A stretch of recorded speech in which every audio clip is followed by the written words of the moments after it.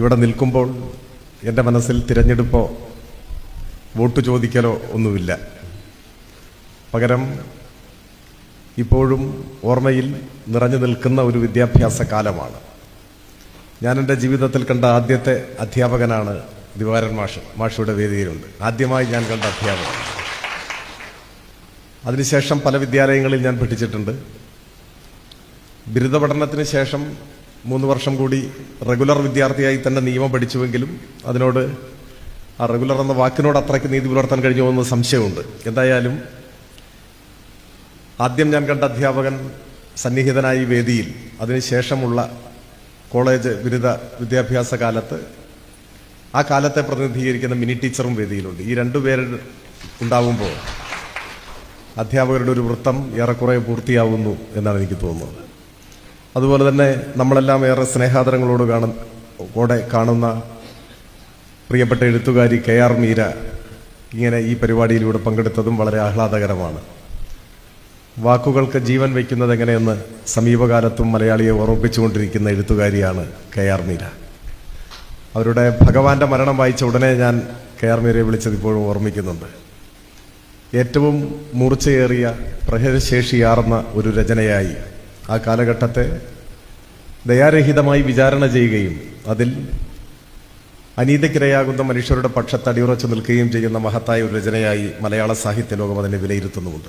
ഞാൻ അവരുടെ എല്ലാ കൃതികളിലേക്കും കടന്നു പോകാനോ വിലയിരുത്താനോ ഒന്നും മുതിരുന്നില്ല. പെട്ടെന്ന് നാവിൻ തുമ്പിൽ വന്നത് പറഞ്ഞു വന്നു മാത്രം. ഇത്രയും ദൂരം യാത്ര ചെയ്ത് നമ്മുടെ ഈ പരിപാടിയിൽ പങ്കെടുക്കാനെത്തിയ അതിൽ വളരെ സന്തോഷവും ആഹ്ലാദവും ഉണ്ട്. അത് പ്രകടിപ്പിക്കാൻ വേണ്ടി കൂടി ഞാൻ ഈ സന്ദർഭം ഉപയോഗിക്കുന്നു. പിന്നെ ഇവിടെ ഇരിക്കുന്നവരെല്ലാം, മിക്കവാറും പേരെല്ലാം, അല്പം പേരല്ലാതെ ഉണ്ടാവുമായിരിക്കും, വിവിധ കാലങ്ങളിൽ ഒരുമിച്ച് പഠിച്ചവരോ പഠിപ്പിച്ചവരോ സുഹൃത്തുക്കളായിരുന്നവരോ ഒക്കെ ആയിട്ടുള്ളവരാണ്. ചിലർക്ക് കാലം ഒരു മാറ്റവും വരുത്തിയിട്ടില്ല, അതേപോലെ നിത്യവസന്തങ്ങളായിരിക്കുന്നുണ്ട്. ചിലർ ചെറിയ മാറ്റങ്ങളുണ്ട്. ഒരു കഥയിൽ അശോകൻ ചെരുവിൽ എഴുതുന്നുണ്ട്, ഒരു ഹിമക്കരടിയുടെ സഞ്ചാരം പോലെ സാവധാനം വാർദ്ധക്യം നമ്മളെ തേടി വരികയാണ് എന്ന്. അപ്പോൾ മിനി ടീച്ചർ എന്നോട് മുടിയൊക്കെ നരച്ചു എന്ന് പറഞ്ഞപ്പോൾ പെട്ടെന്ന് ഞാൻ നോക്കുകയായിരുന്നു. അപ്പോൾ എൻ്റെ മാത്രമല്ല, പലരുടെയും മുടിയൊക്കെ നരച്ചിട്ടുണ്ട്. കാലം ഇങ്ങനെ മുൻപോട്ട് പോവുകയാണ്. പക്ഷെ കാലം മുൻപോട്ട് പോകുമ്പോഴും ഒരു കാലത്ത് ഒരുമിച്ചുണ്ടായിരുന്ന ആളുകൾ എന്ന നിലയിലുള്ള സ്നേഹവും സൗഹൃദവും കരുതലുമെല്ലാം ഇപ്പോഴും കൈമോശം വരാതെ സൂക്ഷിക്കുന്നു എന്നത് നമ്മുടേതുപോലെ ഒരു കാലത്ത് വളരെയധികം ആഹ്ലാദം പകരുന്ന ഒന്നാണ്. നാം ഒരിക്കൽ കൂടി നമ്മുടെ ഓർമ്മകളെ വീണ്ടെടുക്കുകയാണ്. രാഷ്ട്രീയത്തിന് തന്നെ മിലാൻ കുന്ദേര നൽകുന്ന നിർവചനം മറവിക്കെതിരായ ഓർമ്മകളുടെ സമരമാണ് രാഷ്ട്രീയം എന്നാണ്.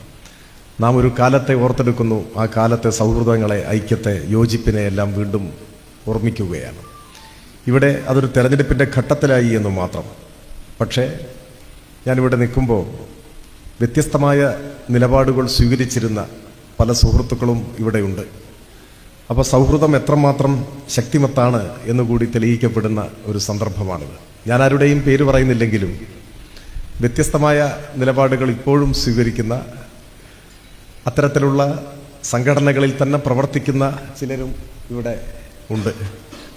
അപ്പോൾ അവരെല്ലാം തീർച്ചയായും നമ്മൾ ഒരുമിച്ചുണ്ടായിരുന്ന, യോജിച്ചും വിയോജിച്ചും ഒരുമിച്ചുണ്ടായിരുന്ന ഒരു കാലത്തെ ഏറ്റവും ഹൃദ്യമായി തന്നെ അടയാളപ്പെടുത്തുകയും ഈ തെരഞ്ഞെടുപ്പിൻ്റെ രംഗത്ത് പോലും അത് പ്രകടിപ്പിക്കാൻ മടിക്കാതിരിക്കുകയും ചെയ്യുന്നതിൽ സത്യത്തിൽ വലിയ സന്തോഷമുണ്ട്.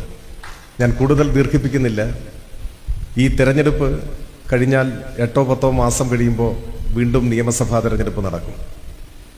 അപ്പോൾ ഒരു ചെറിയ കാലയളവിലേക്ക് ഉള്ള തെരഞ്ഞെടുപ്പാണ്. കാലാവധി അവസാനിക്കാൻ പോകുന്ന നിയമസഭയിലേക്കുള്ള തെരഞ്ഞെടുപ്പാണ്. അതുകൊണ്ട് ഇതിന് വലിയ പ്രാധാന്യമൊന്നുമില്ല എന്ന് കരുതുന്നവരുണ്ട്. പക്ഷെ അങ്ങനെ കാണേണ്ടതില്ല എന്നാണ് എനിക്ക് തോന്നുന്നത്. നൂറ്റാണ്ടുകളും പതിറ്റാണ്ടുകളും മാത്രമല്ല, നിമിഷങ്ങളും വിലയേറിയതാണ് എന്ന് കാലം നമ്മെ ഓർമ്മപ്പെടുത്തുന്നുണ്ട്. ഒപ്പം വലിയ മഹാമാറ്റങ്ങൾക്ക് നേതൃത്വം കൊടുക്കാനും പൂർത്തിയാക്കാനും സാധിക്കാതെ പോയാലും ചില പുതിയ ചുവടുവയ്പ്പുകൾ നമുക്ക് സാധിക്കും എന്ന കാര്യം ഉറപ്പാണ്. പുതിയ ചുവടുവയ്പ്പുകളാണ് ഏറ്റവും പ്രാധാന്യമുള്ളത്. ഏത് മഹത്തായ മുന്നേറ്റവും ആരംഭിക്കുന്നത് അത്തരത്തിലുള്ള ചില തുടക്കങ്ങളിൽ നിന്നാണ്. 1000 കാതം നീണ്ടു നിൽക്കുന്ന യാത്രയും ആരംഭിക്കുന്നത് ഒരു ചുവടുവയ്പ്പിൽ നിന്നാണ് എന്ന് പറയാറുണ്ട്. അപ്പോൾ നിലമ്പൂരിനെ സംബന്ധിച്ച് പുതിയ ചില തുടക്കങ്ങൾ കുറിക്കാൻ നമുക്ക് സാധിച്ചേക്കും. നിലമ്പൂരിന് അനുയോജ്യമായ വികസന പദ്ധതികളെ സംബന്ധിച്ചും അതുപോലെ തന്നെ നിലമ്പൂരിലെ അഭ്യസ്തവിദ്യരായ യുവതീ യുവാക്കളുടെ അവരെ തൊഴിൽ ചെയ്യാൻ പ്രാപ്തരാക്കുന്ന നൈപുണി പരിശീലന കേന്ദ്രങ്ങൾ ഉൾപ്പെടെയുള്ള കാര്യങ്ങളെക്കുറിച്ചുമെല്ലാം ആലോചിക്കാനും അതിൽ പ്രായോഗികവും ശാസ്ത്രീയവുമായ പദ്ധതികൾ ആവിഷ്കരിക്കുന്നത് സംബന്ധിച്ച് ചർച്ച ചെയ്യാനും അതിൽ ചിലതിൻ്റെയെങ്കിലും പ്രാരംഭ നടപടികളിലേക്ക് കടക്കാനും കഴിഞ്ഞാൽ അതുതന്നെ വലിയൊരു കാര്യമാണ്. അത്തരം പുതിയ തുടക്കങ്ങൾക്ക് നമുക്ക് ഈ തിരഞ്ഞെടുപ്പ് ഒരുപക്ഷെ ഒരു അവസരമായി മാറും എന്നെനിക്ക് തോന്നുന്നു. ഞാൻ ചുരുക്കാൻ ആഗ്രഹിക്കുന്നു. ഒരിക്കൽ കൂടി ഇവിടെ ഒത്തുകൂടിയിരിക്കുന്ന എല്ലാവരെയും സ്നേഹപൂർവ്വം അഭിവാദ്യം ചെയ്യുന്നു.